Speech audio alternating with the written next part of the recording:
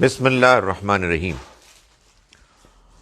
سورہ الانبیاء سورہ نمبر 21 کے آخری آیات پر ہم پہنچ گئے ہیں۔ ہمیں آج آیت نمبر 96 سے 96 سے شروع کرنا ہے، 95 سے جی۔ اعوذ باللہ من الشیطان الرجیم، بسم اللہ الرحمن الرحیم۔ وَحَرَامٌ عَلَىٰ قَرْيَةٍ أَهْلَكْنَاهَا، اور حرام ان کے لیے کر دیا گیا جن کے بارے میں ہم نے حرام کر دیا گیا اس بستی کے بارے میں، اس بستی کے رہنے والوں کے بارے میں، جن کے بارے میں ہم نے یہ فیصلہ کر دیا کہ انہم لا یرجعون، کہ ہم ان کو ہلاک کریں گے، انہم لا یرجعون، کہ وہ رجوع نہیں کریں گے، یعنی حق کی طرف رجوع نہیں کریں گے۔ اس میں جو جملے میں اہلکناہا ہے، یہ اصل میں ہلاکت کا فیصلہ ہے۔ عربی زبان میں جب فعل آتا ہے تو وہ بعض اوقات فیصلے کے مفہوم میں آتا ہے، ارادے کے مفہوم میں۔ جیسے آپ یہ دیکھیے کہ بہت سی جگہوں پہ قرآن مجید کہتا ہے کہ یہ اصل میں پیغام ہے ان لوگوں کے لیے کہ جو لقومی یؤمنون، جو ایمان لانا چاہیں، لقومی یعلمون، جو جاننا چاہیں۔ تو یہاں بھی اسی طرح کا اسلوب ہے، وَحَرَامٌ عَلَىٰ قَرْيَةٍ، اور حرام ہو گیا اس بستی، یعنی اس بستی والوں کے معاملے میں، أَهْلَكْنَاهَا، جن کے بارے میں ہم نے فیصلہ کیا کہ ہم ان کو ہلاک کر دیں گے، انہم لا یرجعون، کہ وہ رجوع نہیں کریں گے، وہ لوٹ کر نہیں آئیں گے۔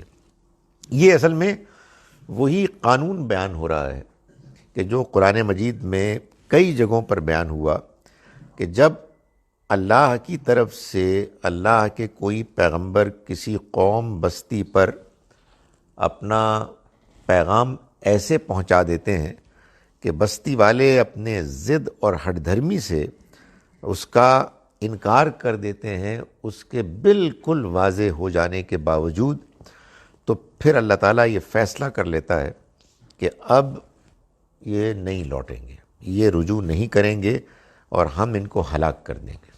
تو یہی بات ہے جو یہاں بیان کی گئی ہے کہ حرام ہو گیا ان بستی والوں کے معاملے میں کہ وہ لوٹیں گے جن کے بارے میں ہم نے فیصلہ کر لیا کہ ہم اس کو ہلاک کر دیں گے، یعنی ان کی ضد، ان کی ہٹ دھرمی، ان کے غلط رویے کے بعد بار بار کی جو ان کی طرف سے انکار کی روش چلتی رہی، تو اس میں اللہ نے، ظاہر ہے اللہ کے ہاں اس کا اپنا ایک پیمانہ ہے، ایک طریقہ ہے فیصلہ کرنے کا، یہ طے کر لیا کہ اب یہ وہ لوگ ہیں کہ جن کو مزید مہلت نہیں ملے گی۔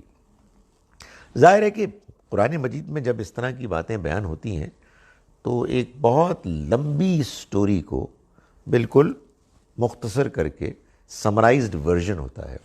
اس کا یہ مطلب نہیں ہے کہ آپ نے کہیں ایک کوئی تقریر کی، ایک درس دیا، آپ نے محسوس کیا کہ لوگ متاثر نہیں ہو رہے ہیں اور آپ نے ٹھپا لگا دیا کہ یہ اب بالکل گمراہ ہو گئے ہیں۔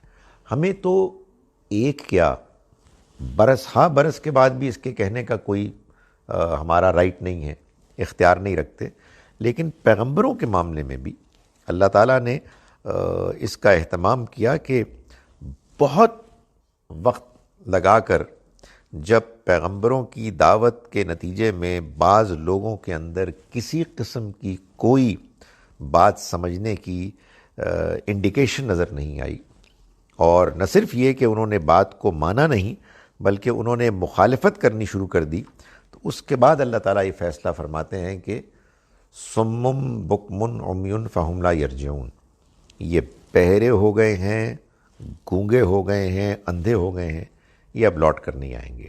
یعنی ان کے اندر جو سننے کی صلاحیت ہے وہ حق بات کو سننے سے محروم ہو چکی ہے۔ ان کے پاس جو بولنے کی صلاحیت گویائی ہے، اس میں سچائی ان کی زبان پر جاری ہونی اب بند ہو گئی ہے۔ یہ دیکھتے ہیں مگر عبرت کی نگاہ سے نہیں دیکھتے۔ تو ان کے بارے میں اللہ نے یہ فیصلہ کیا کہ یہ اب لوٹ کر نہیں آئیں گے۔ یہ مضمون جو ہے سورہ مبارکہ کا، آپ یوں سمجھیے کہ جہاں سے شروع ہوا تھا وہیں پر آ کر اب ختم ہو گیا۔ درمیان میں بہت سے ذکر آئے، پیغمبروں کے آئے، اللہ تعالیٰ نے مختلف پہلوؤں سے اپنی اس بات کو سمجھایا کہ یہ طریقہ ہم نے پہلے بھی پیغمبروں کے ذریعے سے جاری کیا اور اللہ کی رحمتیں ان پر نازل ہوئیں، لیکن بات شروع ہوئی تھی یہاں سے کہ وہ لوگ کہ جو اللہ کے پیغام کو سن رہے تھے مذاق اڑا رہے تھے، اس کو نظر انداز کر رہے تھے، حالانکہ اللہ کا حساب کتاب ان کے قریب آ گیا تھا۔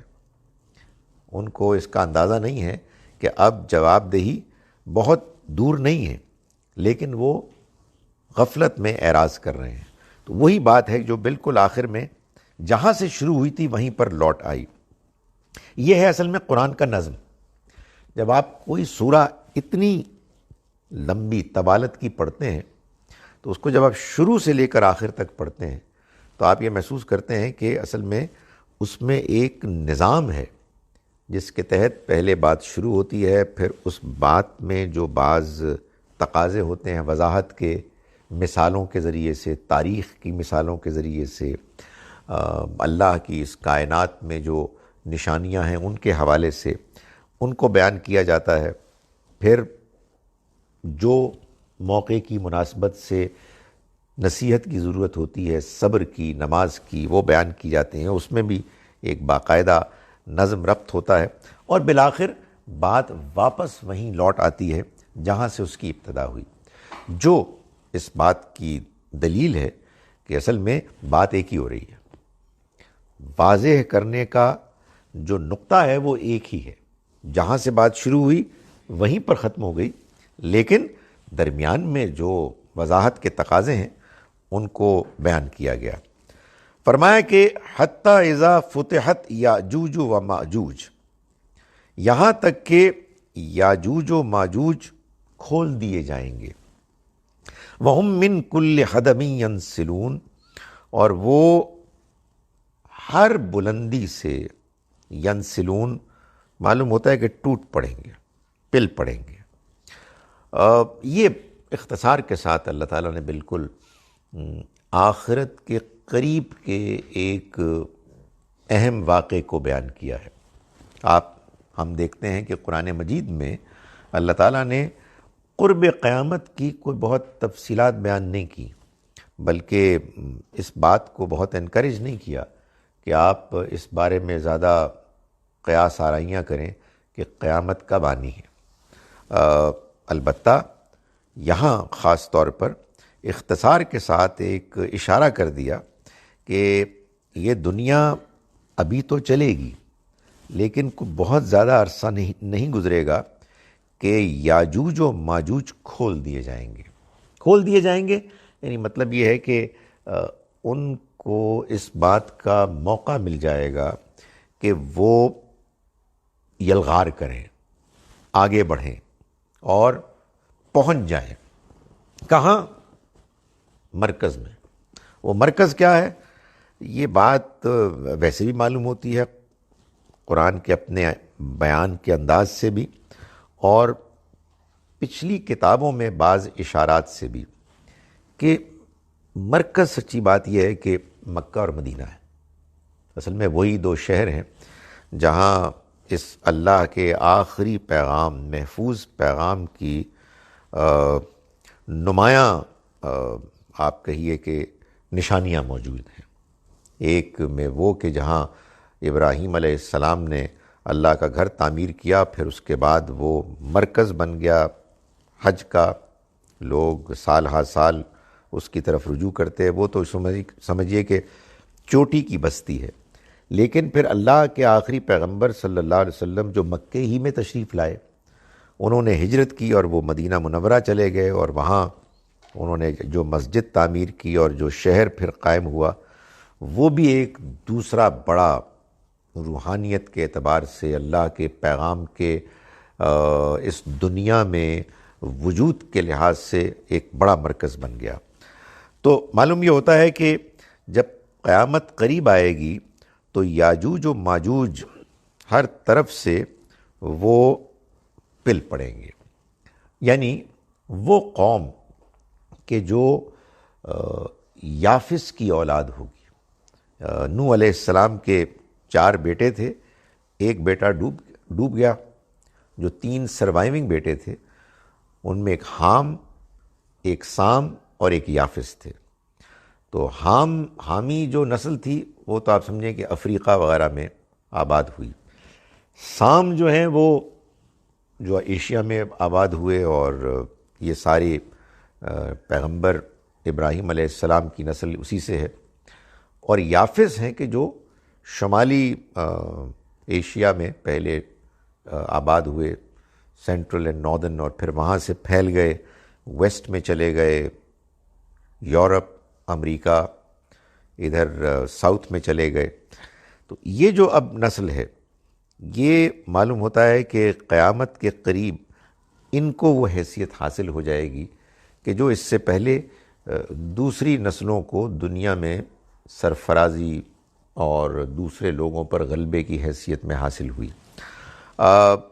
یہ یاجوج و ماجوج ہیں کہ جو آپ سمجھیں کہ یہ ہمارے یورپینز ہیں، امریکنز ہیں، اور اس طرف آپ کے چینی جاپانی ہیں۔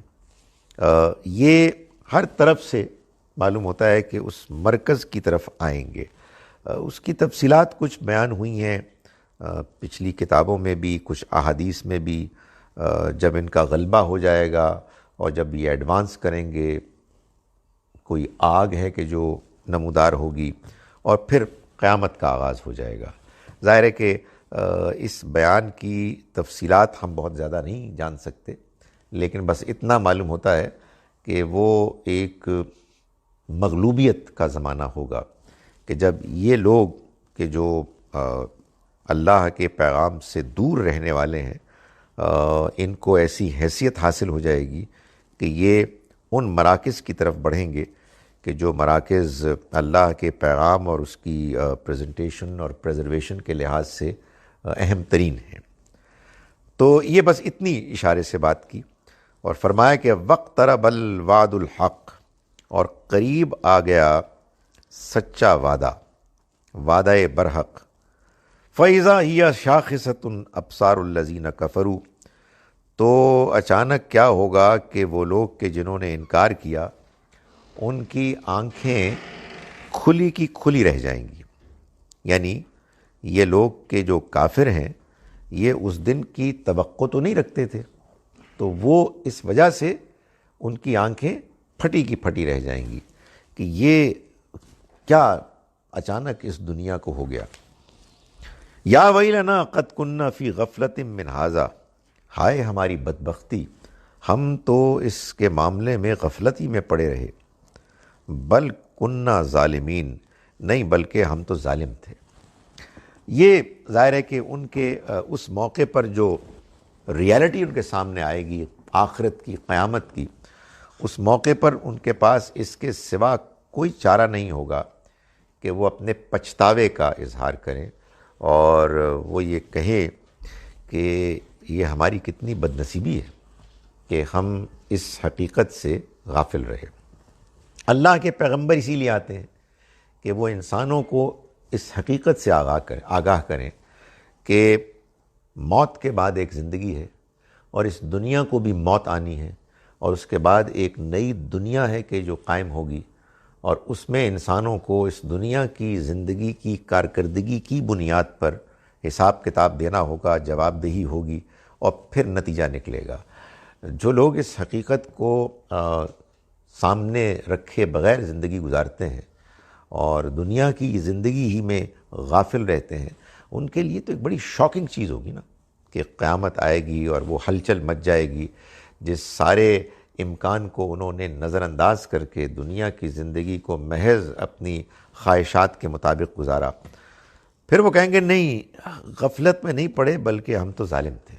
یہ اصل میں پچھلی ہی بات کو مزید گویا کہ وہ کھولیں گے کہ اصل میں ہم نے جان بوجھ کر گناہ کیے، یعنی ہم نے اپنی جانوں پر ظلم کیا، اس وجہ سے ہم غافل رہے، ہم کو بات سمجھ میں نہیں آئی، ہم بات سمجھنے کے امکان سے محروم کر دیے گئے۔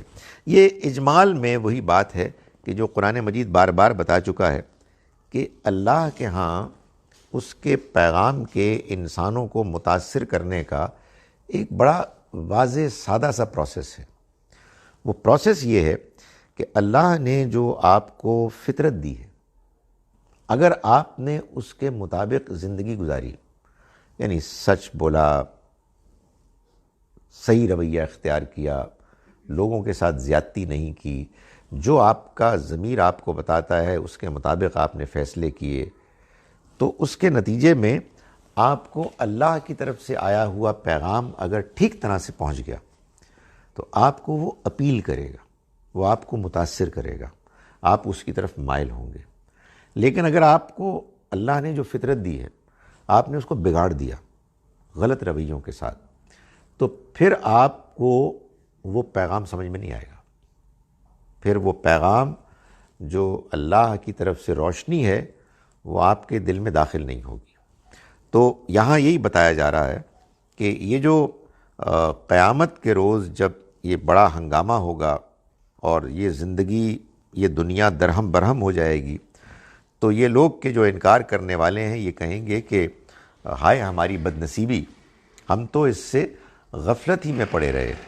نہیں، بلکہ اصل بات یہ ہے کہ ہم ظالم تھے، یعنی ہم نے اپنی جانوں پر چونکہ ظلم کیا اس لیے ہمیں یہ بات سمجھ میں ہی نہیں آئی۔ بات تو پیش کی گئی تھی لیکن ہم سمجھنے سے محروم رہے۔ انکم وما تعبدون من دون اللہ حسب جہنم۔ اب اللہ تعالیٰ ان کو یعنی مشرکین کو براہ راست خطاب کر کے فرما رہے ہیں کہ تم اور تمہارے معبود من دون اللہ کے جن کو تم اللہ کے سوا پوجتے ہو، حسب جہنم، وہ جہنم کا ایندھن بن کے رہیں گے، یعنی یہ اب تمہارے لیے انجام ہے، تم بھی اور تمہارے معبود بھی۔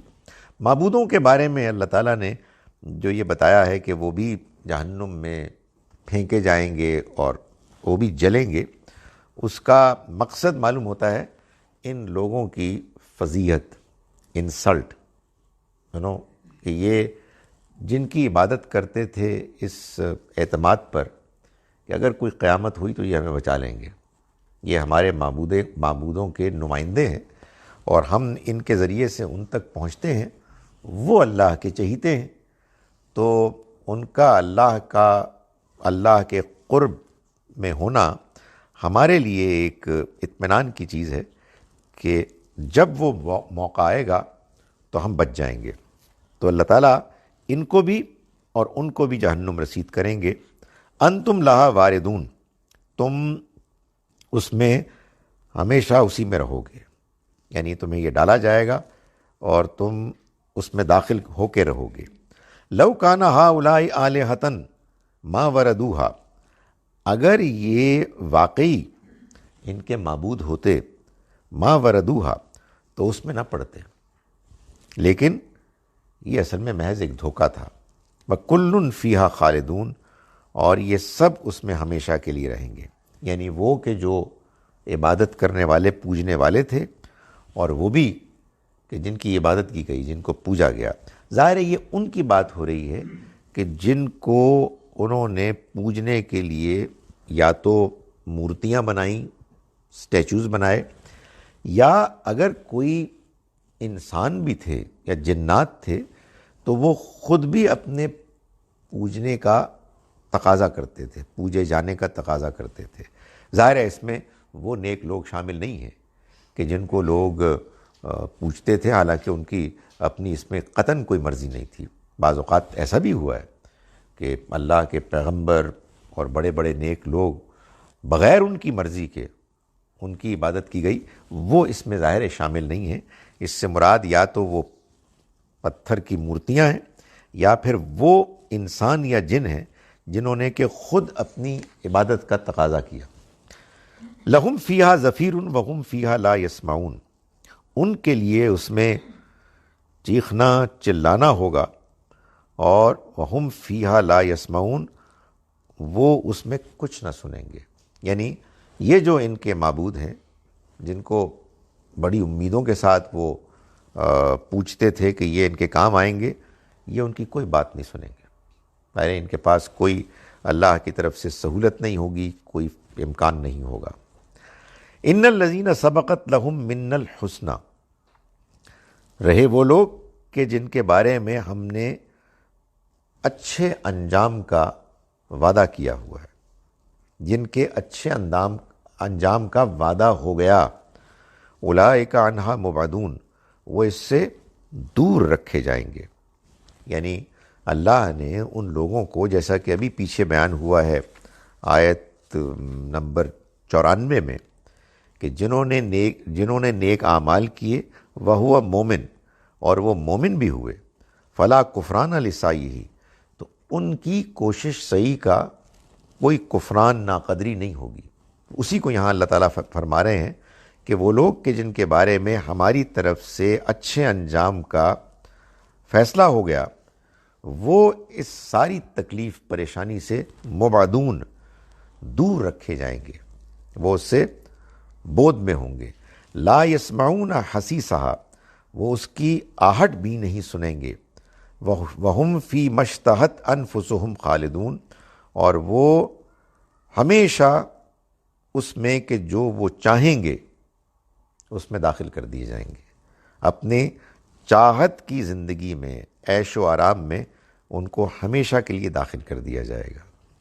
اس آیت سے معلوم ہوتا ہے کہ اللہ کے نیک بندوں کو آخرت میں جو افراتفری اور پریشانی ہوگی، اللہ تعالیٰ ان کو اس کی پریشانیوں سے دور رکھیں گے، وہ الگ سے اللہ کے ہاں اچھا انجام پائیں گے، اور اس طرح کی جو چیخ و پکار ہے اور جو پریشانیاں ہیں ان سب سے ان کو دور رکھا جائے گا۔ وہ تو سنیں گی بھی نہیں اس کی آہٹ۔ وہم فی مشتہت انفسہم خالدون، اور وہ ہمیشہ اپنے من پسند عیش میں رہیں گے۔ لا یحزنہم الفزع الاکبر، اور انہیں وہ جو بڑی فزع ہے، گھبراہٹ، اس کا انہیں کوئی غم نہیں ہوگا۔ لا یحزنہم وتتلقاہم الملائکہ، اور فرشتے ان کو ویلکم کریں گے، ہاتھوں ہاتھ لیں گے۔ ھذا یومکم الذی کنتم توعدون، یہ وہ دن ہے کہ جس کا تم سے وعدہ کیا جاتا تھا۔ یعنی ان کا انجام اچھا ہوگا، اور ان کو اللہ تعالیٰ خوشخبری سنائے گا کہ تم کو وہ سب کچھ ملے گا جس کا تمہارا جی چاہے گا۔ تم وہاں سے کبھی لوٹنے کا نام نہیں لوگے، اور تمہیں ہر طرح کی پریشانی سے دور رکھا جائے گا۔ یہ قرآن مجید بار بار ایسا کرتا ہے کہ ایک طرف اہل جہنم کا ذکر کرتا ہے تو دوسری جانب اہل جنت کا بھی ذکر کرتا ہے، تاکہ صورتحال اتنی زیادہ واضح ہو جائے، جو دونوں اپوزٹس ہیں، کنٹراسٹس، ان کے بیان کے نتیجے میں، کہ اس کے بعد جس نے جو فیصلہ کرنا ہے وہ کرے، جو جس انجام کو پسند کرتا ہے اس کو اختیار کرے۔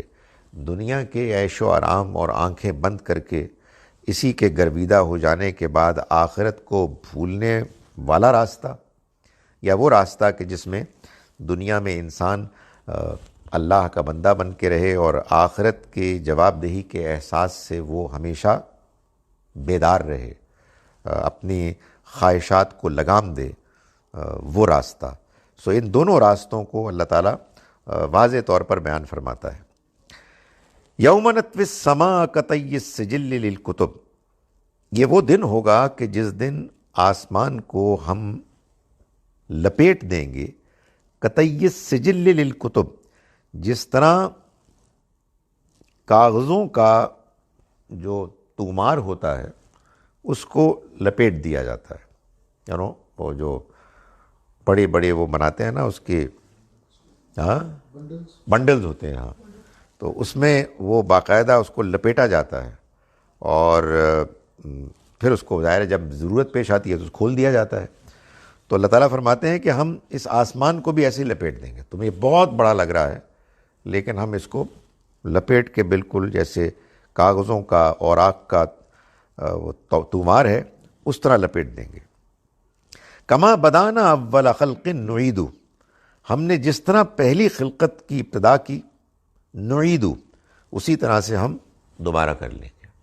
یہ قرآن مجید کا بڑا سادہ اور بڑا مؤثر جواب ہے ان اعتراضات پر کہ جو لوگ کفار کیا کرتے تھے کہ جب ہم کل سڑ کے ہڈیاں ہو جائیں گے، ہم بھی، ہمارے آباء و اجداد بھی، اتنی لکھوکھا کروڑہا تعداد میں لوگ کیسے دوبارہ آئیں گے.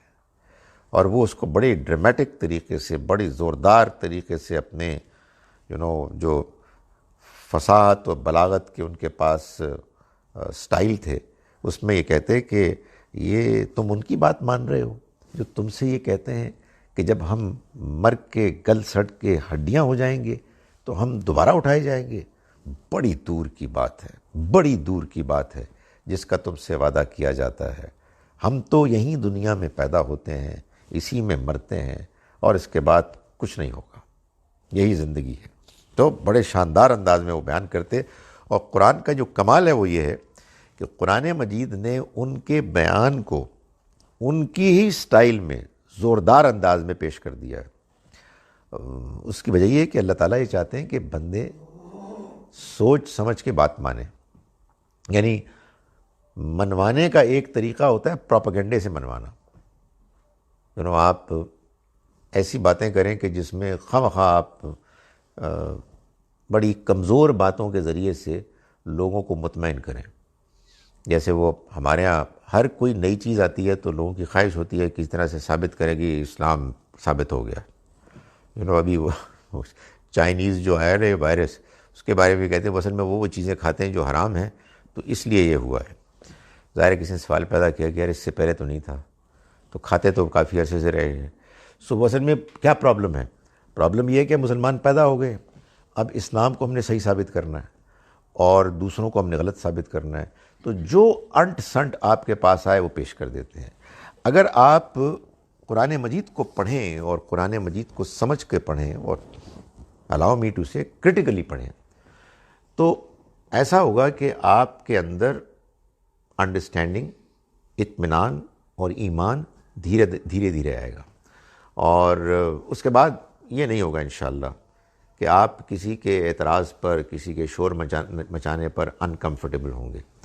تو قرآن مجید جو میں گزارش کر رہا تھا وہ یہ ہے، قرآن مجید نے جو کمال کیا ہے وہ یہ کیا ہے کہ انکار کرنے والوں کے انکار کو اتنے ہی زوردار طریقے سے پیش کیا ہے جتنے زوردار طریقے سے وہ خود پیش کرتے ہیں. میرا نہیں خیال ہے کہ وہ اتنا زبردست پیش کرتے ہوں گے جتنا قرآن مجید نے اس کو ایفیکٹولی پیش کیا ہے. کیوں؟ تاکہ یہ اعتراضات آپ کو ہٹ کریں، آپ واقعی یہ کہیں کہ یار بات تو ہے، ہی ہیز اے پوائنٹ، اور پھر آپ اس کے جواب تلاش کریں. اس کے نتیجے میں اصل میں آپ کو بات سمجھ میں آتی ہے. یعنی آپ کو بھوک نہیں لگی، آپ کو پیاس نہیں لگی تو آپ کو کھانے پینے میں مزہ ہی نہیں آئے گا. تو اصل میں علم کی بھوک کیا ہوتی ہے؟ سوال. آدمی کے اندر بے چینی، آدمی کہتا ہے کہ نہیں یار یہ مسئلہ حل نہیں ہو رہا، آئی وانٹ ٹو انڈرسٹینڈ، یہ تو پھنس گیا مسئلہ. اس کے بعد آپ اس کے اندر جاتے ہیں، آپ اس کو سمجھتے ہیں اور پھر آپ کے اندر اطمینان پیدا ہوتا ہے. قرآن نے یہ پروسیس فالو کروایا ہے. تو یہاں فرمایا کہ آپ دیکھیں اس ساری بات کو جو کئی جگہوں پر کفار کی بیان ہوئی، اللہ تعالیٰ اس بات کو پیش کرتا ہے اور بڑی سادگی سے، جیسے ہم نے پیدا کیا پہلی مرتبہ ایسے ہی دوبارہ کرتے ہیں. اس سے ایک بات یہ معلوم ہوئی کہ اصل میں سچی بات جو ہے اس کے لیے آپ کو بہت زیادہ لفاظی کرنے کی ضرورت نہیں ہے. جو سچی بات ہوتی ہے نا، وہ صحیح بات اصل میں دلیل میں ہوتی ہے. اور اگر آپ کے پاس دلیل ہے تو یہ ضروری ہے کہ اس کو بالکل سادہ طریقے سے بیان کیا جائے. جن کے پاس سچی بات نہیں ہوتی ان کے لیے ضروری ہوتا ہے کہ وہ بکواس کریں، شور مچائیں، اونچی آواز میں شور مچائیں اور پروپیگنڈا کریں تاکہ لوگ ڈسٹریکٹ ہو جائیں، صحیح بات کو سمجھنے کا موقع ہی نہ ہو، کھلبلی سی مچ جائے، nobody is able to pay attention. اگر آپ کے پاس سچائی ہے تو آپ نہایت اس بات کے زیادہ وہ ہوں گے، تقاضا کرنے والے، خواہش مند ہوں گے کہ یار کسی طرح let's calm down and let's talk about it, آرام سے بات کرتے ہیں، آپ کی کیا بات ہے، آپ بات اطمینان سے بیان کریں تاکہ ہم پھر اس کا جواب دیں۔ اچھا آپ کہیں کہ یار ہم درمیان میں ہم نروس ہو جاتے ہیں، بات نہیں کر پاتے، تو سو واٹ یار، مان لیں گے کہ یار بھی نہیں سمجھا سکے، مطلب آپ نے کو میچ جیتنا ہے۔ ہمارے ہاں میچ جیتنے والا ہماری اسپرٹ ہوتی ہے، وہ ہم سچائی کو جاننا چاہتے ہیں۔ آگے چلیے جی، کما بدانا اول خلق نعیدہ، جیسے ہم نے پہلی مرتبہ تمہیں پیدا کیا، جیسے پہلی مرتبہ ہم نے خلقت کی، ابتدا کی، نعیدہ ہم اسی طرح سے اعادہ کریں گے۔ وعدن علینا، یہ ہمارا وعدہ ہے لازماً، حتمی، یعنی یہ ہم پر اس کی ذمہ داری ہے، انا کننا فاعلین، ہم لازماً یہ کر کے رہیں گے۔ جو اصل بات ہے اس کو بالکل سادہ اور واضح دلیل کی شکل میں پیش کرنے کے بعد اس کو پھر بہت اسٹرانگ فرم انداز میں بیان کیا۔ وَلَقَدْ كَتَبْنَا فِي الزَّبُورِ مِن بَعْدِ الذِّكْرِ، اور ہم نے لکھ دیا زبور میں بھی، من بعد الذکر، یاد دہانی کے بعد۔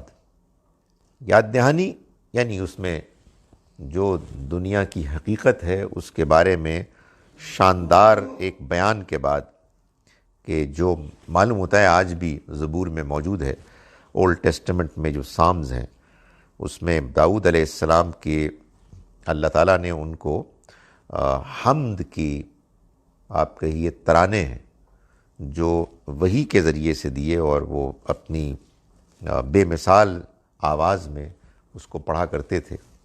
تو انہی میں سے ایک ہے جو آج تک موجود ہے۔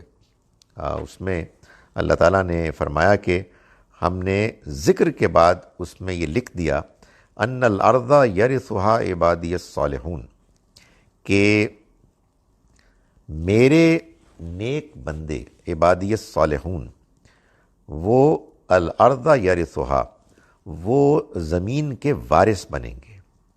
زمین کے وارث بنیں گے سے دو چیزیں مراد ہو سکتی ہیں، ایک تو یہ کہ کسی زمین کے، کسی سرزمین کے، دوسرا یہ کہ وہ جو قرآن نے کہا ہے کہ یوم تبدل الارض غیر الارض، یہ زمین کسی اور زمین سے بدل جائے گی، یعنی آخرت میں۔ قرآن مجید میں اللہ کے پیغمبروں کے ذریعے سے اللہ کے کلام میں جہاں کہیں بھی جب بھی آیا ہے، یقیناً بعض اوقات اس دنیا میں بھی کامیابی کی کچھ خوشخبریاں سنائی گئی ہیں، لیکن یہ اللہ کے کلام کا، اس کی کتابوں کا اصل موضوع نہیں ہے۔ اللہ کی کتاب تو اصل میں انسانوں کو آخرت کی کامیابی کی خوشخبری دینے کے لیے آئی ہے۔ معلوم یہ ہوتا ہے کہ زبور میں بھی جو ذکر ہے وہ بھی، اور قرآن مجید نے جو اشارہ کیا ہے یہ بھی اصل میں اسی بادشاہت کی ذکر کر رہا ہے جو کہ موت کے بعد اس کے نیک بندوں کو حاصل ہوگی۔ ان فی ھذا لبلاغا لقوم عابدین، اس میں ان لوگوں کے لیے بہت پیغام ہے، بڑا آگاہی ہے کہ جو عبادت کرنے والے ہیں، یعنی عبادت گزار بندوں کو اس بات پر مطمئن رہنا چاہیے کہ اس دنیا کی زندگی کے بعد جو اگلی زندگی آنے والی ہے اس میں وہی لوگ ہیں کہ جو اللہ کی بنائی ہوئی دنیا کے وارث بنیں گے۔ ان کو اللہ تعالیٰ وہ حیثیت دے گا کہ جس میں وہ وہاں ہمیشہ کے لیے رہیں گے، اپنی مرضی کے مطابق وہ اپنے معاملات کو طے کریں گے، اور ان کو کسی قسم کی کوئی پریشانی، کوئی تکلیف، کوئی رکاوٹ نہیں ہوگی۔ وَمَا أَرْسَلْنَاكَ إِلَّا رَحْمَةً لِّلْعَالَمِينَ، اور ہم نے نہیں بھیجا اے پیغمبر آپ کو مگر تمام جہان والوں کے لیے رحمت بنا کر، یعنی یہ جو پیغام ہے جنت کی طرف آنے کا، یہ پیغام سارے ہی پیغمبر لے کے آئے، مگر آپ کو جو ہم نے پیغام دیا یہ پیغام تمام جہان والوں کے لیے، اس کو اب ہم نے محفوظ کر لیا ہے۔ یہ پیغام وہ پیغام ہے کہ جس کے بعد اب کوئی اور ہمارا پیغام نہیں آئے گا۔ اب تو دنیا والے اگر ہمارے پیغام سے اور ہماری اس رحمت کے فیصلے سے واقف ہوں گے کہ جس کا ظہور آخرت میں ہونے والا ہے، تو آپ ہی کے ذریعے سے ہوں گے۔ سو ظاہر ہے کہ نبی اکرم صلی اللہ علیہ وسلم کے لیے جو اللہ نے یہ فیصلہ کیا آپ کی حیثیت کے بارے میں کہ آپ اللہ کے آخری پیغمبر ہوں گے، آپ کا پیغام اللہ کا آخری پیغام ہوگا، اس کا مطلب یہ ہے کہ اب یہ پیغام ہے کہ جو تمام دنیا والوں تک پہنچنا چاہیے، اور تمام دنیا والوں کو اللہ کی اس خوشخبری، اس رحمت کی اطلاع ہونی چاہیے۔ تو اللہ تعالیٰ نے یہاں اس آخرت میں اس کے نیک بندوں کی کامیابی کا ذکر کرنے کے بعد یہ خاص طور پر نمایاں کر کے بیان کیا کہ ہم نے جو آپ کو بھیجا ہے اس پیغام کے ساتھ، تو یہ سب کے لیے۔ یہ ایک حقیقت واقعہ ہے کہ یہ جو حیثیت ہے نبی صلی اللہ علیہ وسلم کی، اور اس وجہ سے آپ کے اس پیغام کی کہ جو آپ لے کر آئے، یہ اس بات کا تقاضا کرتی ہے کہ اس پیغام کو دنیا والوں تک پہنچانے کے لیے ہر تگ و دو جو ممکن ہے وہ کرنی چاہیے، اور اس کے راستے میں ہر رکاوٹ کو دور کرنے کی کوشش کرنی چاہیے۔ پیغام ہمارے پاس ہے، ہماری ذمہ داری ہے، اس لیے ہمیں اپنے کردار کو بھی ٹھیک کرنا ہے، ہمیں اپنی گفتگو کو بھی، لوگوں کے ساتھ کمیونیکیشن کے طریقے کو بھی ٹھیک کرنا ہے، اور خواہ لوگوں کے ساتھ جھگڑے مول لینا جس کے نتیجے میں آپ ان کو بات پہنچا ہی نہ پائیں، اس سے گریز کرنا ہے۔ اس لیے کہ اللہ یہ پیغام کسی اور طریقے سے بھی لوگوں تک پہنچا سکتا تھا۔ بارش بھی تو برساتا ہے ہر جگہ، لیکن اس نے اپنے پیغامات کے لیے ایک دوسرا پروسیس اختیار کیا کہ وہ کچھ بندوں کا انتخاب کرتا ہے، وہ بندے پھر اپنے دعوت کے نتیجے میں کچھ لوگوں کو متاثر کرتے ہیں، وہ کنورٹ ہوتے ہیں، پھر وہ لوگ ہیں کہ جو آگے ذریعہ بنتے ہیں پیغام کے آگے پہنچنے کا۔ لیکن اگر درمیان کے یہ لوگ بگڑ جائیں اپنے کردار میں، لوگوں کے ساتھ رویوں میں، تو ظاہر ہے کہ اس پیغام کے پہنچنے کا پروسیس رک جائے گا۔ سو یہاں جو بات بیان کی گئی ہے وہ اصل میں اللہ کا وہ فیصلہ ہے، وہ سکیم ہے جس کو بیان کیا جا رہا ہے کہ نبی اکرم صلی اللہ علیہ وسلم تمام جہان والوں کے لیے رحمت ہے۔ یعنی یہ دنیا کی زندگی بڑی غیر معمولی تجربہ ہے تمام انسانوں کے لیے، اللہ کی رحمت ہے جس کی وجہ سے ہمیں یہ زندگی ملی ہے۔ ظاہر ہے ہم کسی قابل نہیں تھے، ہم نے کچھ بھی نہیں کیا تھا، لیکن اس زندگی میں اس کی تمام تر خوبیوں کے باوجود کچھ ایسے مسائل ہیں، کچھ ایسی پرابلمز ہیں کہ جن کے ہوتے ہوئے یہ رحمت تو ہے، مگر اس میں بہت سی زحمتیں بھی ہیں، اس میں بہت سے مسائل بھی ہیں۔ اس وجہ سے اللہ کا پیغام ہے کہ جو دنیا کی تمام مسائل کا وہ جواب دیتا ہے کہ جو اللہ کی اسکیم کے مطابق ہے، اور وہ یہ ہے کہ یہ زندگی پرپزلی اللہ نے تمام خوبیوں کے باوجود انکمپلیٹ بنائی ہے۔ اس میں اس نے بائی ڈیزائن وہ مسائل رکھے ہیں کہ جن کے ہوتے ہوئے انسان ایک اور زندگی کا خواہش مند ہو، لک فارورڈ کرے۔ بھائی یہاں ناانصافی ہے، یہاں اونچ نیچ ہے، یہاں بے چینی ہے، یہاں موت ہے۔ سو یہ زندگی تو کمپلیٹ نہیں ہے، زندگی ہے بہت شاندار مگر انکمپلیٹ، امپرفیکٹ، بے چینی والی زندگی ہے۔ تو یہ بات کہ خدا کی اسکیم یہ ہے کہ اس کے بعد ایک اور زندگی آنے والی ہے، اور وہ موت کے بعد کی زندگی ہمیشہ کی زندگی ہوگی۔ یہ خدا کی رحمت ہے، اس کی رحمت کا بیان ہے۔ چنانچہ یہاں یہ فرمایا گیا کہ جو اس رحمت کو لے کر آئے ہیں تمام جہان والوں کی رحمت، یہ پیغام سب کے لیے پیغام ہے۔ تو اس لیے ظاہر ہے کہ جو لوگ اس پیغام کو مانتے ہیں، اس پیغام کے لانے والے پیغمبر صلی اللہ علیہ وسلم کو مانتے ہیں، انہیں ان کی اس حیثیت کو سمجھنا چاہیے۔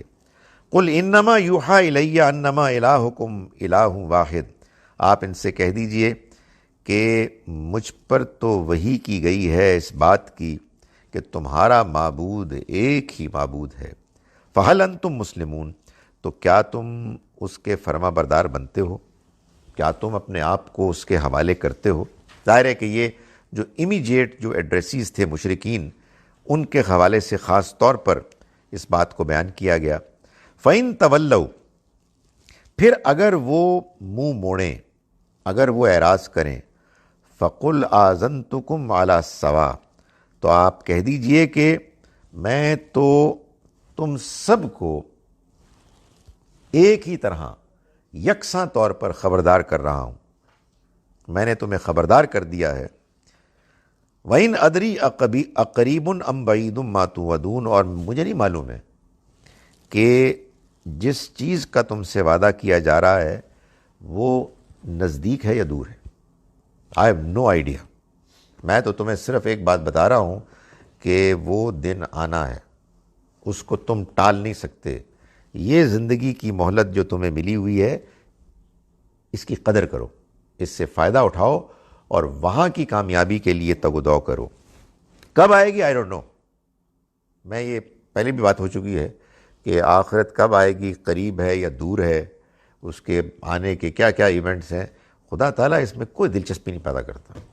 You don't need to take interest in it, اس لیے کہ اصل چیز یہ ہے کہ آپ کی یہ زندگی ایک امتحان ہے، موت کے بعد یہ امتحان ختم ہو جائے گا۔ آپ کو کنسنٹریٹ کرنا چاہیے کہ آپ اپنے آپ کو یہاں جتنا بہتر پرفارم کر سکیں کریں۔ کب آئے گی صاف کہا جا رہا ہے، I don't know, I have no idea. ان ادری قریب ام بعید ما توعدون، میں نہیں جانتا کہ قریب ہے وہ کہ جس کا تم سے وعدہ کیا جا رہا ہے یا دور ہے۔ انہ یعلم الجہر من القول ویعلم ما تکتمون، وہ جانتا ہے جو کچھ بھی وہ اونچی آواز میں کہتے ہیں، اور وہ یہ بھی جانتا ہے کہ جو تم اونچی آواز میں کہتے ہو، اور وہ یہ بھی جانتا ہے کہ جو تم چھپاتے ہو، یعنی جو تم باتیں کر رہے ہو، طنز کر رہے ہو، تانے دے رہے ہو، ان سے بھی واقف ہے، اور جو تم دل میں چھپائے ہوئے ہو وہ ان سے بھی واقف ہے۔ یعنی وہ جانتا ہے اس بات کو کہ وہ جو نیتیں ہیں ان کی، جو ارادے ہیں، جو ان کی فکریں ہیں کہ کہیں ہمارا اقتدار نہ چھن جائے، اس دنیا میں جو کچھ ہمیں حاصل ہوا ہے وہ کہیں ہم سے دور نہ ہو جائے، اس وجہ سے یہ ساری مخالفتیں کر رہے ہیں۔ تو ان کی مخالفتوں کا ظاہر اس سے بھی ہم واقف ہیں، اور ہم اس چیز سے بھی واقف ہیں کہ جو کچھ تم چھپاتے ہو۔ وَإِنْ أَدْرِي لَعَلَّهُ فِتْنَةٌ لَكُمْ وَمَتَاعٌ إِلَىٰ حِينٍ، اور شاید یہ جو تمہیں ایک مہلت ملی ہے، فرصت، یہ تمہارے لیے ایک آزمائش ہو، وَمَتَاعٌ إِلَىٰ حِينٍ، اور ایک مہلت ہو کچھ عرصے کے لیے فائدہ اٹھانے کی غرض سے۔ یعنی وہ جلدی میں چاہتے تھے نا کہ آتی کیوں نہیں ہے، ڈرا رہے ہیں آپ، دھمکا رہے ہیں، ہوتا ہوا تھا کچھ بھی نہیں ہے۔ سو یہ بھی انہوں نے ایک پروپیگنڈے کا ایک طریقہ اختیار کیا ہوا تھا کہ بھائی ہم نے غلط کام کر لیے، یہ اگر اللہ کے پیغمبر ہیں، ہم نے ان کا انکار کر دیا، ان کو، ان کے ساتھیوں کو ہم ستا رہے ہیں، اگر ان کے پاس کوئی سچائی ہوتی، اگر ان کا موقف سچا ہوتا تو پکڑ آ جاتی، تو آ کیوں نہیں چکتی ہے؟ سو وہ اس پر بہت شور مچاتے تھے۔ تو اللہ تعالیٰ فرماتے ہیں ان ادری لعلہ فتنۃ لکم، مجھے نہیں معلوم کہ یہ تمہارے لیے جو مہلت ہے، یہ جو فرصت ہے عذاب سے پہلے، یہ تمہارے لیے کوئی فتنہ آزمائش ہے، ومتاع الی حین، اور کچھ عرصے تمہاری زندگی جتنی باقی ہے اس میں گزر بسر کرنے کے لیے کچھ سامان ہے کہ جو اللہ نے تمہیں مہیا کیا ہوا ہے۔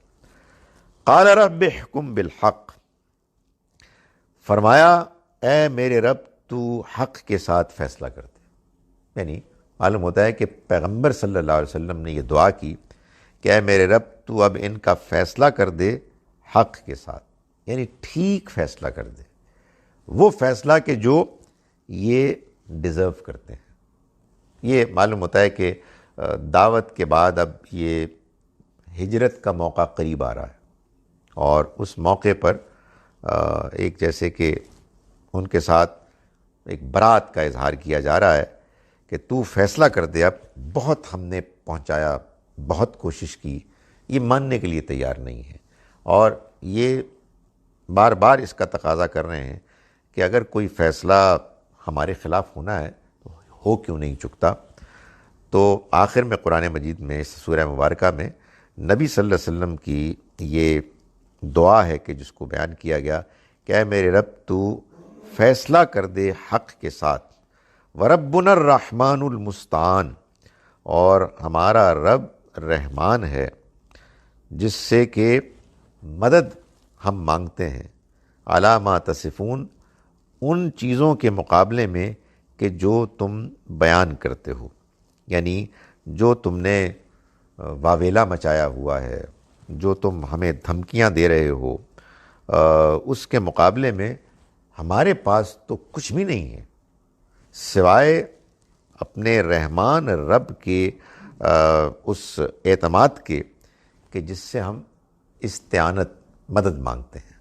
تو ہم اسی کے اوپر بھروسہ کیے ہوئے ہیں، اور ہم انتظار میں ہیں کہ جب اس کے ہاں فیصلے کا موقع آئے گا وہ فیصلہ کر لے گا۔ ان آیات کا ترجمہ میں ایک مرتبہ پھر کر رہا ہوں۔ یہ سورہ مبارکہ اس آیت پر ختم ہو گئی۔ ہم نے آج کا سبق شروع کیا تھا آیت نمبر 95 سے۔ بسم اللہ الرحمن الرحیم۔ وَحَرَامٌ عَلَىٰ قَرْيَةٍ أَهْلَكْنَاهَا، اور حرام کر دیا گیا اس بستی کے بارے میں، ان بستی والوں کے بارے میں جن کے بارے میں ہم نے فیصلہ کیا کہ انہیں ہلاک کر دیا جائے گا۔ کیا چیز حرام کی؟ انہم لا یرجعون، کہ وہ کبھی اب لوٹیں گے نہیں، لوٹیں گے نہیں یعنی ہدایت پر نہیں آئیں گے۔ وہ اب معلوم ہوتا ہے کہ ہدایت کی توفیق سے محروم کر دیے گئے ہیں۔ حتیٰ اذا فتحت یاجوج و ماجوج، یہاں تک کہ یاجوج و ماجوج کھول دیے جائیں گے، یعنی ان کو موقع فراہم کر دیا جائے گا۔ وَهُم مِّن كُلِّ حَدَبٍ يَنسِلُونَ، اور وہ ہر بلندی سے پل پڑیں گے، یعنی وہ یلغار کریں گے۔ وَاقْتَرَبَ الْوَعْدُ الْحَقُّ، اور سچا وعدہ قریب آ گیا۔ فَإِذَا هِيَ شَاخِصَةٌ أَبْصَارُ الَّذِينَ كَفَرُوا، پھر کیا ہوگا کہ اچانک وہ لوگ کہ جنہوں نے انکار کیا ان کی آنکھیں شاخصتن، کھلی کی کھلی رہ جائیں گی، بالکل دنگ رہ جائیں گی۔ یا ویلنا قد کننا فی غفلۃ من ھذا، وہ کہیں گے کہ ہائے ہماری بربادی کہ ہم تو اس کے بارے میں غفلت ہی میں مبتلا رہے، بل کننا ظالمین، نہیں بلکہ ہم ہی ظالم تھے، یعنی اصل میں ہم نے جو ظلم کیے اس کی وجہ سے ہمارے سامنے ایک پردہ آ گیا۔ انکم وما تعبدون من دون اللہ حسب جہنم، تم بھی اور جن کی تم عبادت کرتے رہے ہو وہ بھی، اللہ کے علاوہ عبادت کرتے رہے ہو وہ بھی، حسب جہنم، جہنم کا ایندھن بن جائیں گے۔ انتم لہا واردون، تم اس میں داخل ہو کے رہو گے۔ لو کان ہؤلاء آلہۃ ما وردوہا، اگر یہ ان کے واقعی سچے معبود ہوتے تو وہ کبھی اس میں داخل نہ ہوتے۔ وَكُلٌّ فِيهَا خالدون، اور یہ سبھی اس میں ہمیشہ کے لیے رہیں گے۔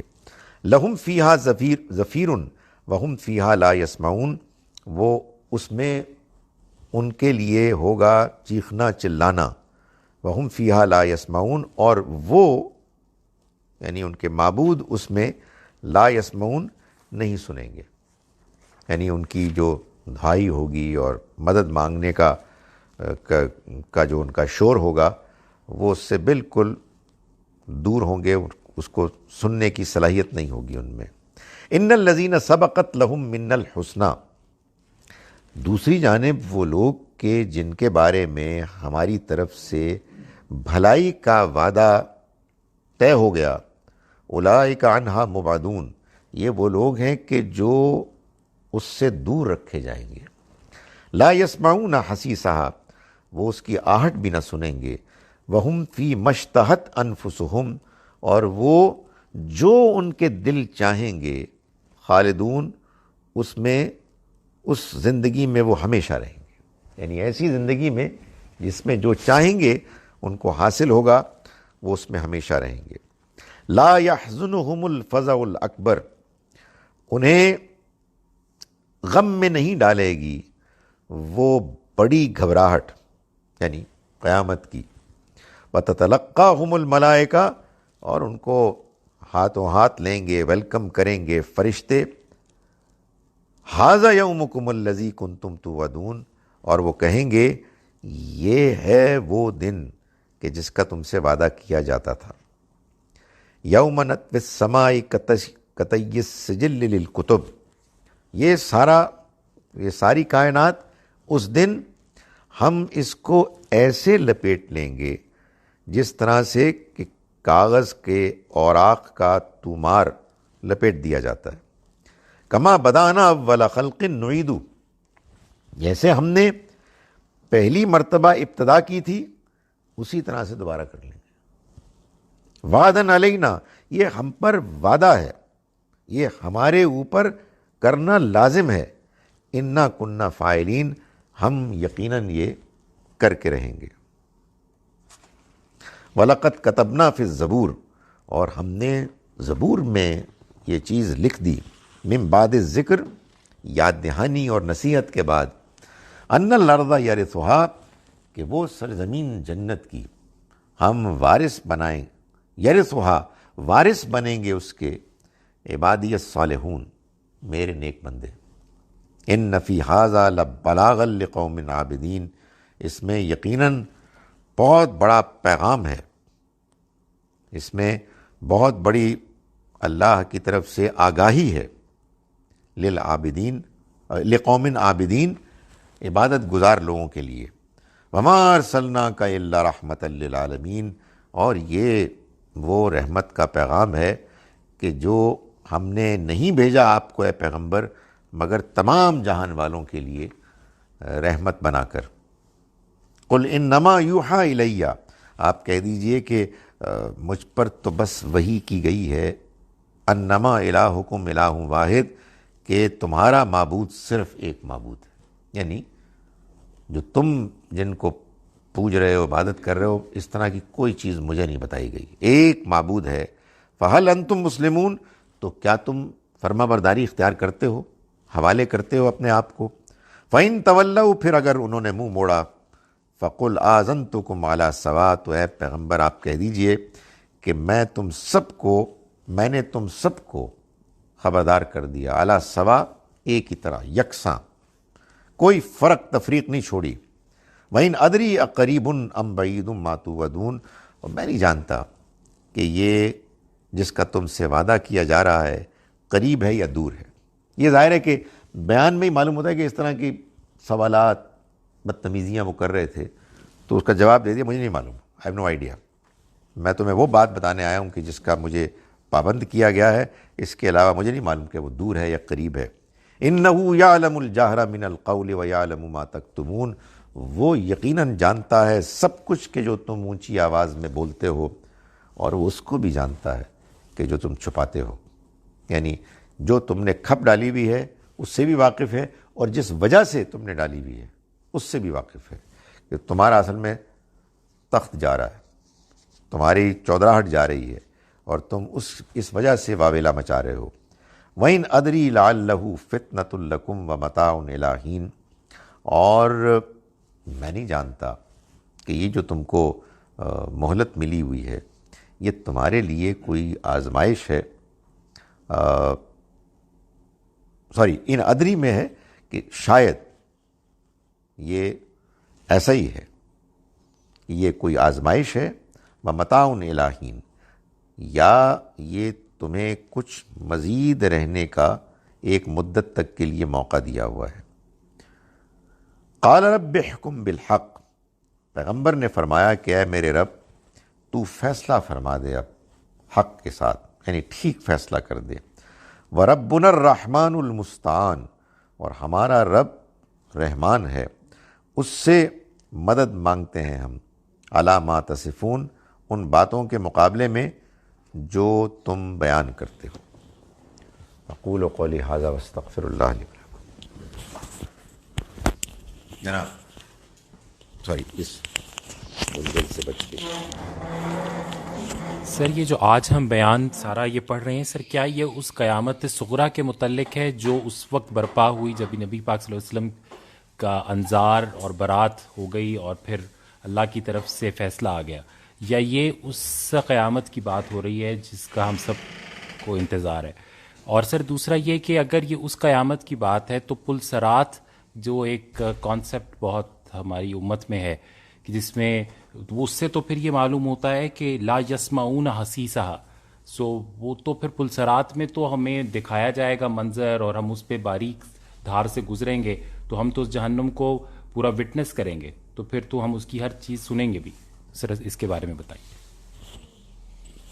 پہلی بات تو یہ ہے کہ اگرچہ کہ جو آپ بیان فرما رہے ہیں کہ اللہ کے رسولوں کے آنے کے بعد جو ایک چھوٹی قیامت برپا ہوتی ہے اور قوموں پر عذاب آتا ہے، اس کا ذکر بھی قرآن میں بہت ہے، لیکن یہ بیان جو ہے یہ تو قیامت کی خبردار کرنے کا بیان ہے، اور ساری تفصیل ہی اصل میں اس سے متعلق ہے۔ اور یہ آپ کی آبزرویشن بالکل صحیح ہے کہ اس میں تو یہ واضح طور پر بتا دیا گیا ہے کہ قیامت کے کسی بھی مرحلے کی کوئی پریشانی اہل ایمان کے جو کامیاب قرار دیے جائیں گے ان کو نہیں ہوگی۔ سو اب جو کچھ بھی بیان ہے کہیں اور، اس کو قرآن کی روشنی میں دیکھا جائے گا، قرآن کے مطابق اس کو ایڈجسٹ کیا جائے گا، نہ کہ الگ سے مانا جائے گا۔ یہ ہمارے ہاں ایک مسئلہ رہا ہے ہم مسلمانوں میں کہ ہم چونکہ قرآن کو اور حدیث کو بالکل ایک دوسرے سے انڈیپینڈنٹ طریقے سے سمجھتے ہیں، تو اس میں یہ پھر ظاہر مشکل آتی ہے کہ قرآن کو پڑھتے ہیں تو آپ کو لگتا ہے کچھ اور ہے، حدیث کو بعض اوقات پڑھتے ہیں تو کچھ اور ہے۔ حالانکہ حقیقت یہ ہے کہ حدیث کو اگر آپ قرآن کی روشنی میں سمجھیں، قرآن کے فٹ نوٹ کی حیثیت سے، تو یہ فٹ نوٹ ایک بڑی غیر معمولی وضاحت کرتا ہے اگر آپ اس کو اس کی جگہ پلیس کر لیں۔ یقیناً بعض ایسے بھی موقع آتے ہیں کہ جس میں دونوں کے درمیان ایسا اپیرنٹ کانفلکٹ ہوتا ہے کہ جس کو آپ ریزالو نہیں کر پاتے، تو اس موقع پر آدمی یہی کہتا ہے جی کہ بات یہ ہے کہ میں قرآن پر بھی غور کرتا رہوں گا، میں حدیث پر بھی غور کرتا رہوں گا، لیکن جب تک مجھے یہ دونوں کے درمیان ظاہری ایک تضاد نظر آ رہا ہے تو میں قرآن کو مانوں گا اور حدیث پر میں غور کرتا رہوں گا۔ لیکن بالعموم آپ یہ دیکھتے ہیں کہ غیر معمولی دونوں کے درمیان ایک تعلق ہوتا ہے اصل ٹیکسٹ اور اس کی وضاحت کا۔ میں ابھی ریسنٹلی کہیں میں دیکھ رہا تھا، بیان کر رہا تھا، وہ روزوں سے متعلق جو حدیث ہے اور اس میں کہا بھی گیا ہے کہ حدیث قدسی ہے کہ نبی صلی اللہ علیہ وسلم نے فرمایا کہ اللہ تعالیٰ فرماتے ہیں کہ جو بندہ نیکی کرتا ہے میرا، میں اس کو اس کا اجر دیتا ہوں 10 گناہ سے لے کر 700 گناہ تک۔ اچھا، اب قرآن میں سورہ انعام میں آیت نمبر 160 میں یہ بتایا گیا ہے کہ اگر کوئی شخص نیکی کرے گا تو اس کو اس کا 10 گنا ثواب ملے گا، اگر کوئی بدی لے کے آئے گا تو اس پر اتنا ہی وبال پڑے گا جتنا اس بدی کی ویلیو ہے، جو اس کا وزن ہے۔ سورہ بقرہ کے آخر میں آیت نمبر 261 میں اللہ تعالیٰ نے فرمایا ہے کہ مثال ان لوگوں کی کہ جو اللہ کی راہ میں خرچ کرتے ہیں ایسے ہے کہ جیسے کہ کوئی دانہ جس کا بیج بویا گیا ہو اور اس سے 7 بالیاں نکلیں اور ہر بالی میں 100 دانے، تو یہ کتنے ہوئے؟ 700۔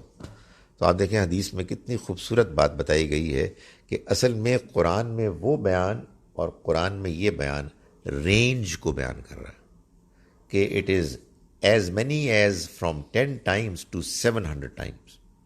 اس میں فرق کیا ہے اس میں فرق یہ ہے کہ آپ کی ڈیووشن، آپ کی دلچسپی، آپ کی قربانی، نیکی میں فرق ہوتا ہے نا. تو یہ میں آپ کو بتا رہا ہوں کہ حدیث جب قرآن کی روشنی میں سمجھ میں آئے تو یہ ہوتی ہے. خیر اس کے آخری حصہ یہ ہے کہ صرف روزہ اس میں ایکسیپشن ہے. روزہ میرے لیے ہے اور میں ہی اس کا اجر دوں گا، یعنی یہ 10 to 700 ٹائمز نہیں ہے. یہ جو ہے پلسرات والا معاملہ، یہ حقیقت یہ ہے کہ قرآن یہاں بالکل واضح طور پر کہہ رہا ہے کوئی پریشانی کچھ نہیں ہوگی. کیا ظاہر ہے کہ آدمی پھر سوچتا رہتا ہے نا کہ کیسے اس کو ایڈجسٹ کیا جائے. کیا وہاں کچھ ایسے لوگوں کے بارے میں بیان ہو رہا ہے کہ جو بمشکل جنت میں پہنچیں گے؟ کیونکہ ایک کیٹیگری وہ بھی تو کچھ نظر آتی ہے نا کہ جن کو معلوم ہوتا ہے کہ قیامت کے روز اللہ کی طرف سے تزکیہ جن کا کیا جائے گا.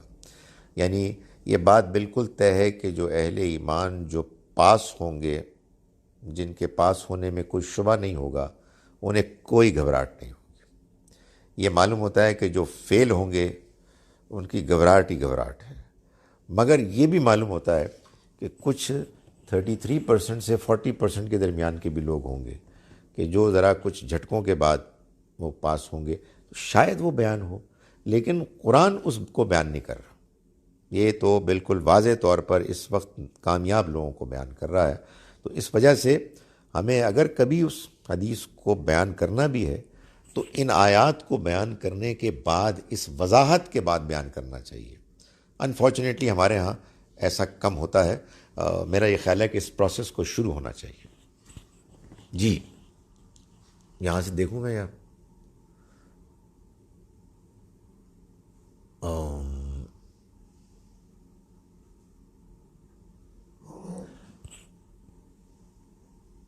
What about those who are righteous in their deeds? They do lots of good deeds, but they just believe that they should be good and live in harmony with others, but they don't believe in Allah and Day of Judgment.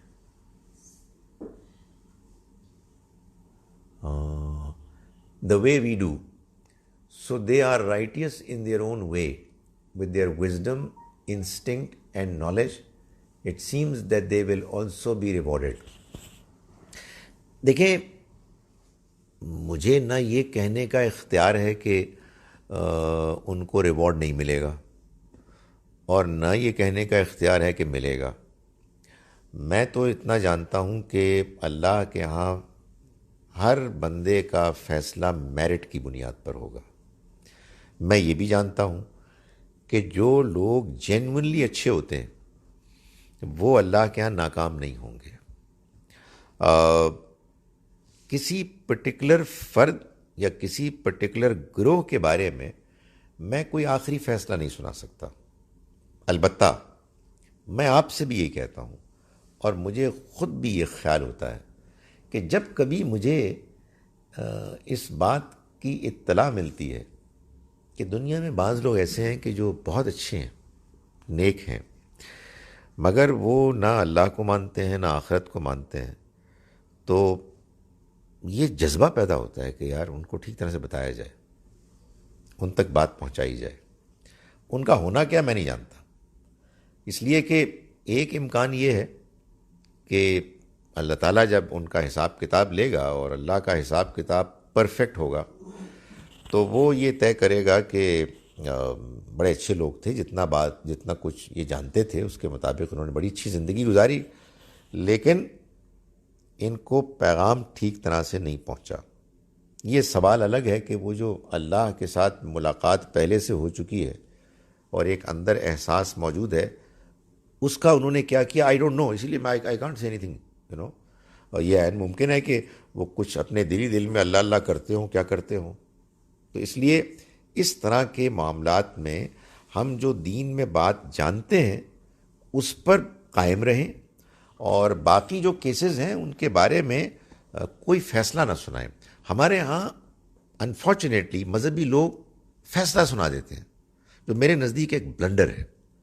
بھائی فیصلہ آپ سنا سکتے ہیں فرعون کے بارے میں، ابو جہل کے بارے میں، ابو لہب کے بارے میں، حامان کے بارے میں، قارون کے بارے میں، وغیرہ وغیرہ، جن کے بارے میں اللہ نے بتا دیا ہے کہ ان کو بات پہنچ گئی تھی، ان کو بات سمجھ میں آ گئی تھی، انہوں نے اس کے باوجود تکبر اور دنیا کی خواہشات کے پیچھے اندھا دھند پڑنے کی وجہ سے انکار کر دیا۔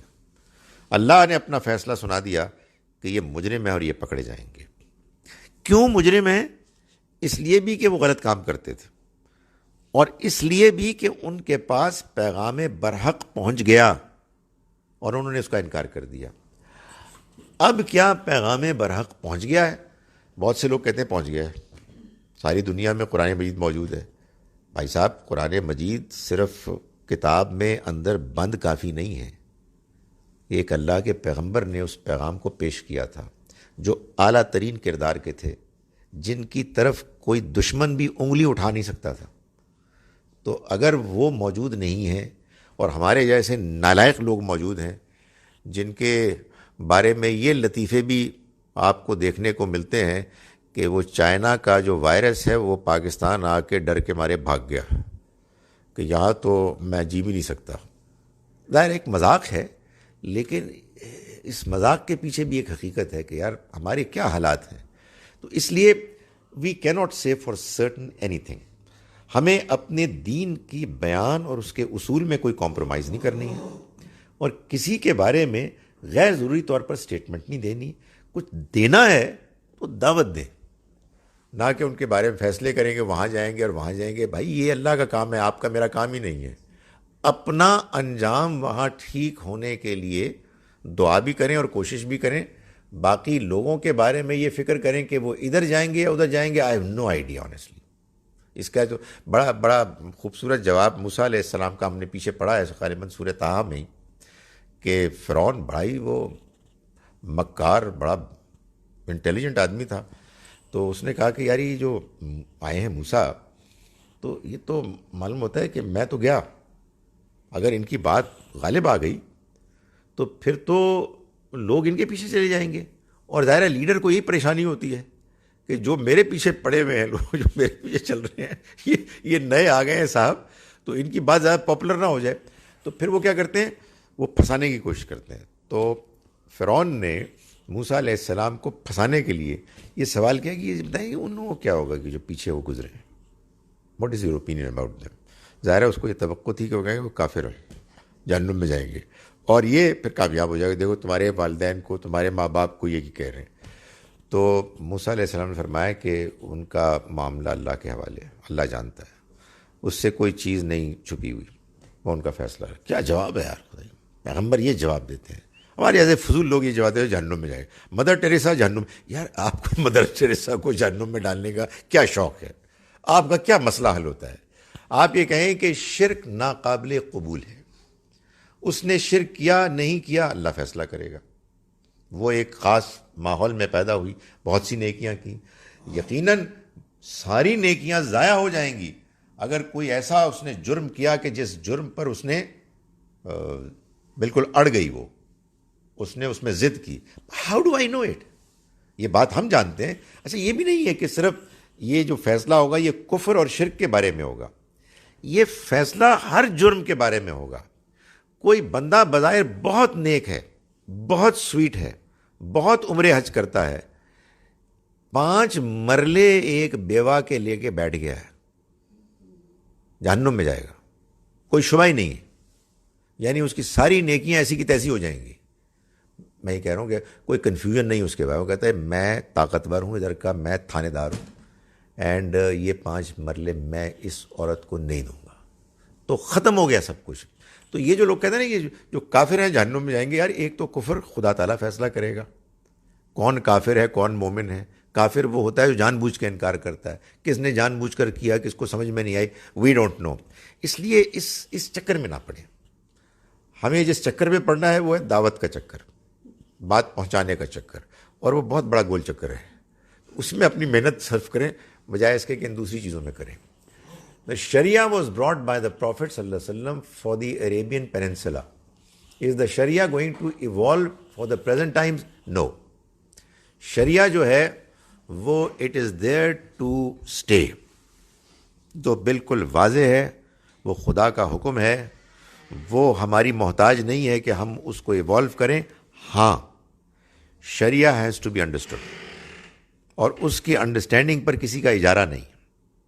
یعنی خدا تعالیٰ نے اپنی شریعت میں جو احکام نازل کر دیے ہیں اور ان کے ساتھ جو پرنسپلز بیان کر دیے ہیں، وہ قیامت تک کے لیے وہ دے اسٹینڈ. آپ کو سمجھ میں نہیں آ رہے، آپ سمجھنے کی کوشش کریں، اس کے الفاظ میں جائیں، اس کے سیاق سباق میں جائیں، یہ سب کچھ کریں. لیکن شریعت ایوالو ہوگی کیا مطلب؟ پھر تو یہ ہے کہ پھر اور وہی آنی چاہیے، پھر نئے پیغمبر آنے چاہیے کہ جو آ کے کہیں کہ نہیں وہ اصل میں یہ نہیں بلکہ یہ ہے.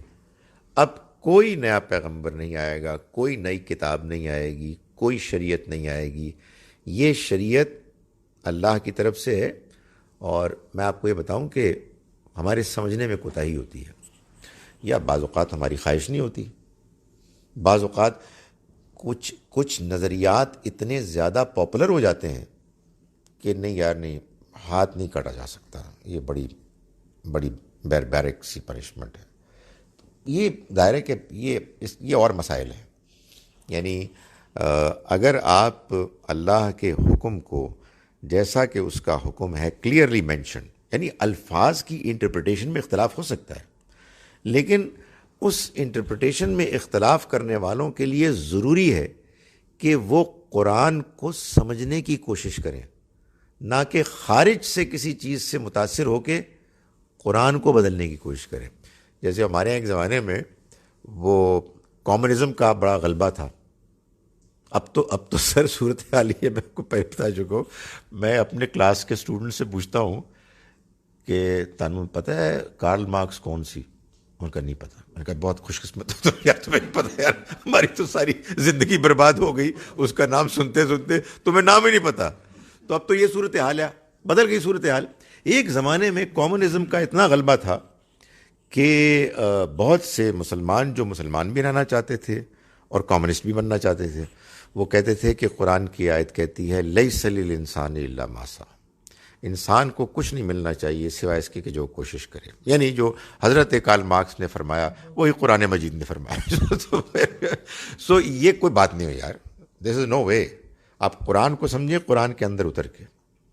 قرآن کے سمجھنے میں غلطی ہو سکتی ہے یار، وہ کوئی مسئلہ نہیں ہے، لیکن اس کو کہتے ہیں تفسیر بالرائے.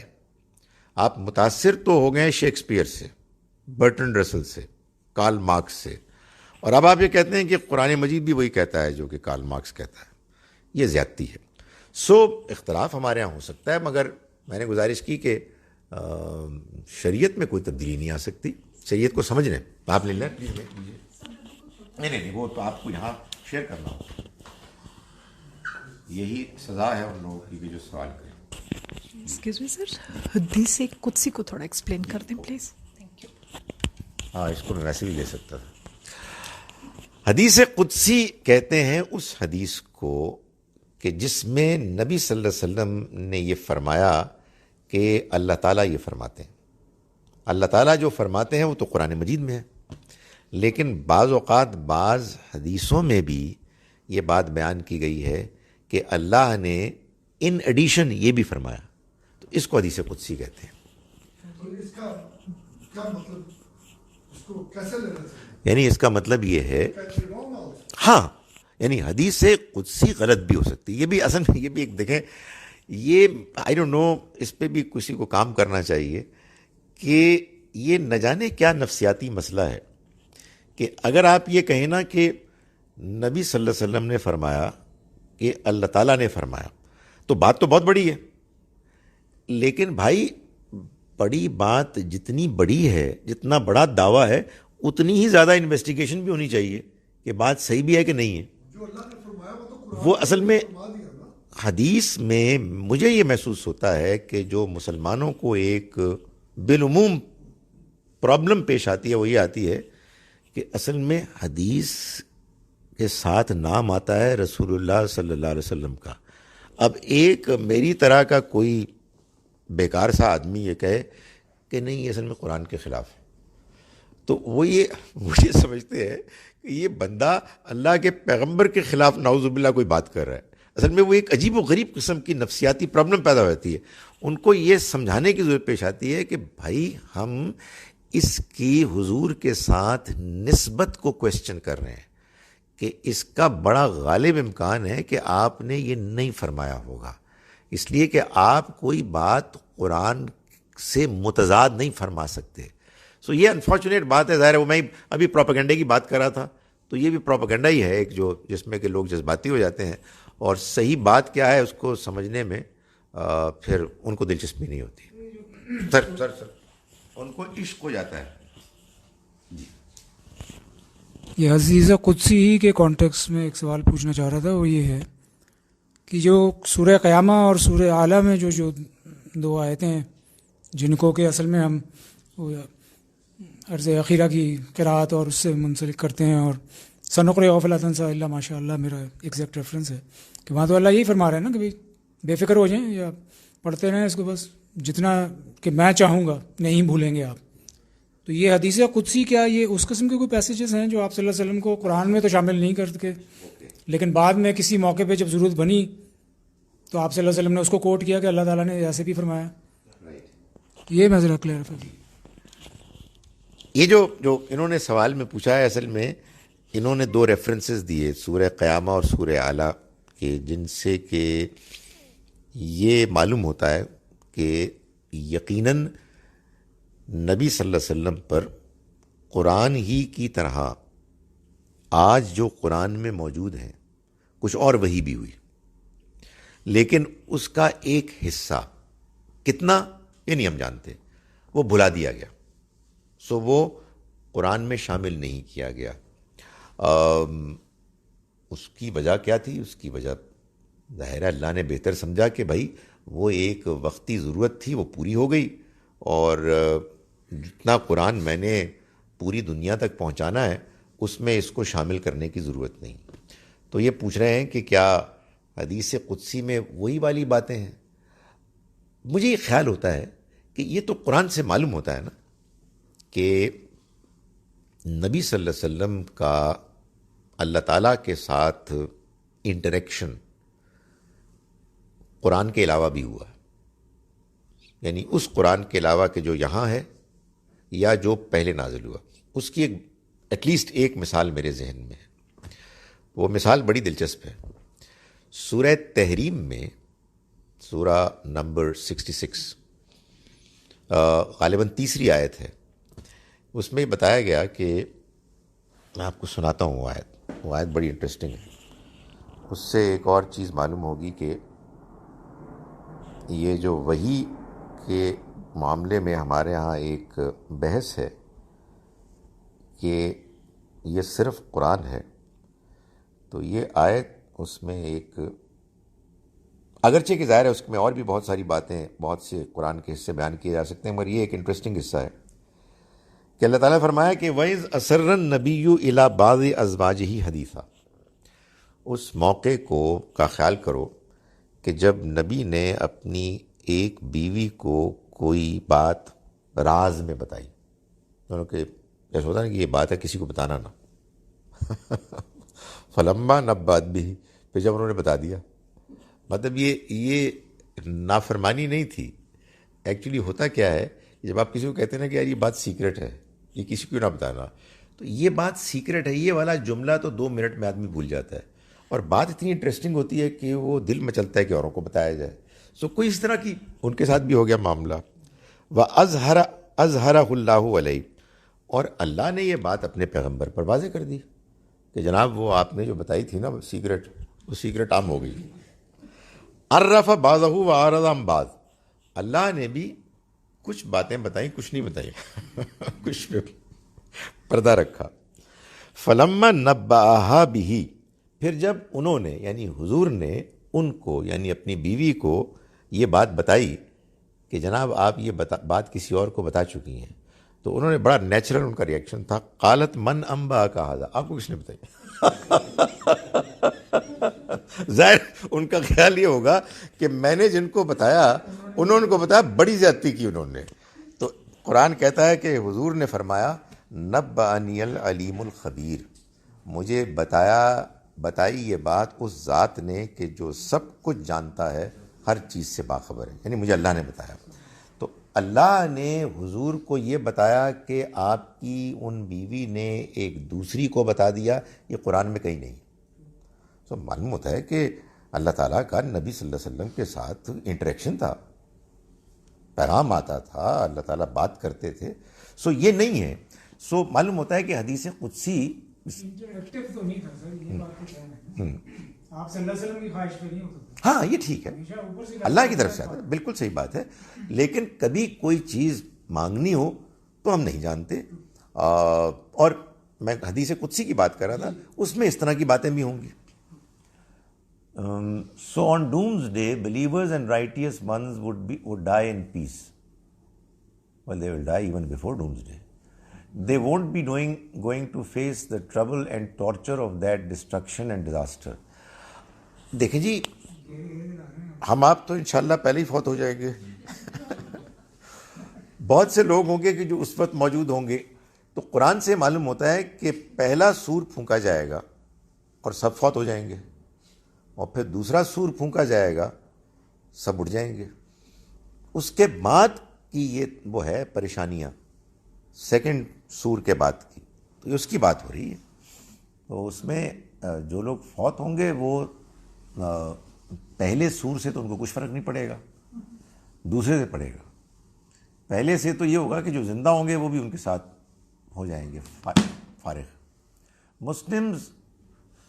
A Muslim is one who submits to God totally. Then aren't all non-Muslims who behave in Tawheed are all Muslims? Allah is Maliki Yawmuddin. So why should anybody be allowed to decide who is a Muslim or kafir? Comment please. دیکھیں گزارش یہ ہے کہ مسلم ایک وہ قانونی term بھی ہے کہ جو استعمال ہوتی ہے ہر اس انسان کے لیے کہ جو یہ کہتا ہے کہ محمد صلی اللہ علیہ وسلم اللہ کے پیغمبر ہیں. ہر اس شخص کو مسلمان کہا جاتا ہے. لیکن یہ بات ٹھیک ہے کہ اسی لفظ کا ایک اور مفہوم آپ یوں سمجھیے کہ زیادہ بلند، زیادہ ایڈوانسڈ یہ ہے کہ آدمی اللہ کا فرما بردار ہو. جو بحث آپ نے چھیڑی ہے میں اس کو انکریج نہیں کروں گا. میں پہلے بھی کہہ چکا کہ میں یہ کہوں گا کہ یار یہ گورا، یہ افریقن، یہ چینی، یہ بڑے اچھے انسان ہیں، کاش کے مسلمان ہو جائیں. میں ان کو دعوت دیتا ہوں. میں ان کے آخرت کا کوئی فیصلہ نہیں کروں گا، مجھے کوئی حق ہی نہیں. لیکن اگر کوئی تڑپ پیدا ہونی چاہیے تو ان کو دعوت دینے کی ہونی چاہیے. یار ان کو خدا کی اسکیم کیوں نہ معلوم ہو؟ ہم کو جو اللہ کا پیغام ملا ہے ہم اس کی قدر کرتے ہیں نا. یہ اتنا قیمتی ہے کہ بھائی یہ ہر اچھے انسان کے پاس جانا چاہیے. اچھے انسان کو دیکھ کے آپ اس کی آخرت کا فیصلہ کیوں کرتے ہیں؟ وہ اللہ میاں کرے گا. That is not your problem. آپ کی پرابلم ہے ٹو کنوے اینڈ کمیونیکیٹ. کسی کو آپ نے سمجھانا ہے، کوئی بچے ہیں کہتے ہیں جی کہ یہ کیا انصاف ہے، تو ان کو آپ ضرور سمجھا دیں کہ دیکھو ہر انسان کا فیصلہ ہوگا اس کی کیپیسٹی، اس کے پوٹینشیل کے لحاظ سے، اور اللہ تعالیٰ کوئی فیصلہ بھی غلط نہیں کرے گا. ہم نے 2 منٹ اور ہیں بس. لاسٹ از عمرہ ا بلاوا from Allah. I hope inshallah to go for Umrah, but there are hurdles to overcome. دیکھیں لگتا تو یہی ہے. میں یہ اس لیے کہہ رہا ہوں کہ عمرے کے لیے یا حج کے لیے جب آپ جاتے ہیں تو اولین چیز جو ہوتی ہے وہ یہ ہے کہ آپ احرام باندھتے ہیں اور پھر تلبیہ پڑھتے ہیں، لبیک اللہم لبیک. تو لبیک اللہم لبیک کا مطلب پتہ ہے کیا ہے؟ میں حاضر ہوں اے اللہ، میں حاضر ہوں. یعنی you invited me and I am coming. So یہ تو کوئی شک ہی نہیں ہے کہ یہ اللہ کی طرف سے انویٹیشن ہی ہوتا ہے. ہرڈلز ہیں، اللہ سے دعا کریں کہ اگر تو نے مجھے بلایا ہے تو ان ہرڈلز کو ریموو کر دے. اقول قولی ھذا واستغفر اللہ.